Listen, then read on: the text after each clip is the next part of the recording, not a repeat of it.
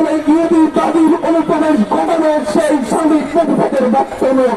1963 সালে ইউরোপে একটি সংগঠনের জন্ম হয়েছিল, নাম দেওয়া হয়েছিল ইসকন। তার প্রতিষ্ঠাতা ছিল স্বামী প্রভুপাদ। তার উদ্দেশ্য ছিল সনাতনী ধর্মের মধ্যে ইহুদিবাদের বীজ বপন করা।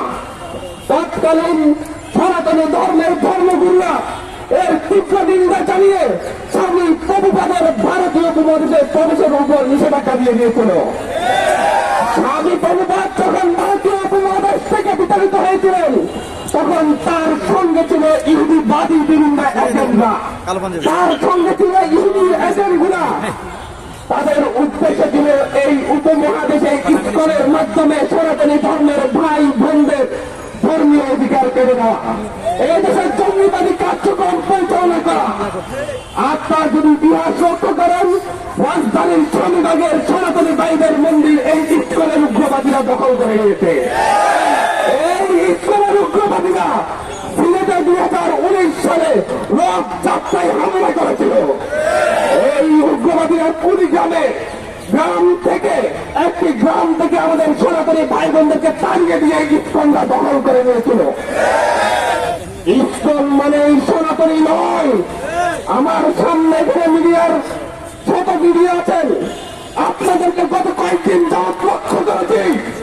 চেন্নাই দেশের প্রতিটি প্রোগ্রামকে আপনারা সনাতনীদের প্রোগ্রাম হিসেবে উপস্থাপন করছে। আপনারা কি করে পারেন? আপনারা কি ইসকনের লক্ষ্য উদ্দেশ্য দেখেন না? আপনারা কি মনে করেন চিন্ময় দাস মানে সকল সনাতনী? আপনারা কি মনে করেন ইসকন মানে সনাতনী? তাহলে এই যে হাজার হাজার সনাতনী ভাইরা ইসকনের বিরুদ্ধে জঙ্গি ইসকনের বিরুদ্ধে আমার সনাতনী ভাইয়ের একটা বিরাট জানাচ্ছে, তারা কেন? ইসকন মানে সনাতনী নয়, ইসকন মানে জঙ্গি সংগঠন। চিন্ময় দাস মানে হিন্দু ধর্মাবলম্বী নয়, চিন্ময় দাস মানে ইহুদি দাবির অনুপ্রবেশ ঘটানোর সেই শ্রমিক প্রতিবাদের বক্তব্য।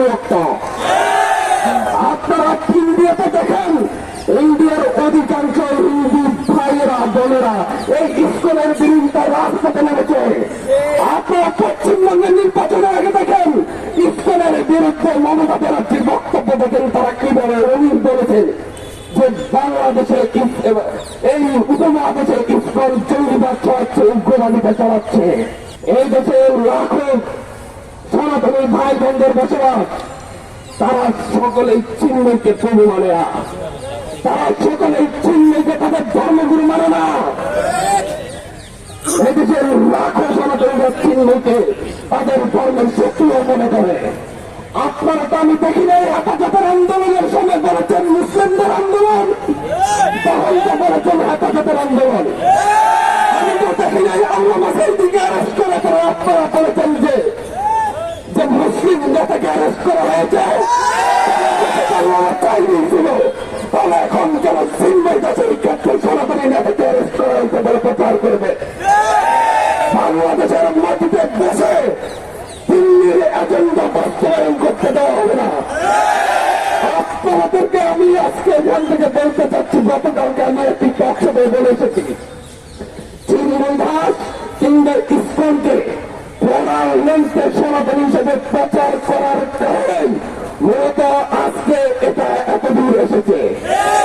চিন্ময় দাস একটি গোষ্ঠী, বাংলাদেশের জামাত ইসলাম যেমন একটি ধর্মীয় সংগঠন, বাংলাদেশে আপাতত ইসলাম যেমন একটি ধর্মীয় সংগঠন, বাংলাদেশে খেলাফত মজলিস যেমন একটি ধর্মীয় সংগঠন, চিন্ময়ের সেই হিন্দু জাগরণ মঞ্চ একটিমাত্র ধর্মীয় সংগঠন। এটা সকল হিন্দুদের প্রতিনিধিত্ব করে না।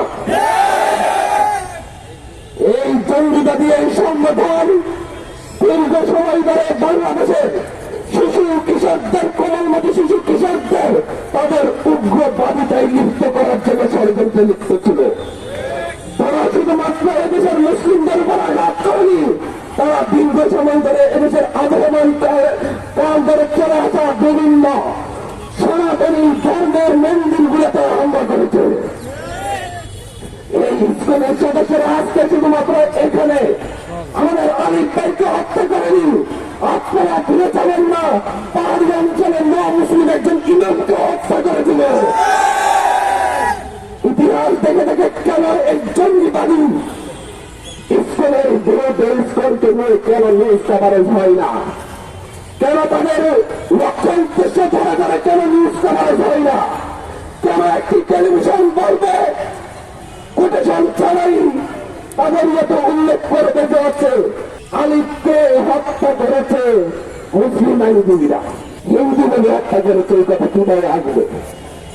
এটা উদ্দেশ্য প্রণোদিত ভাবে রয়েছে।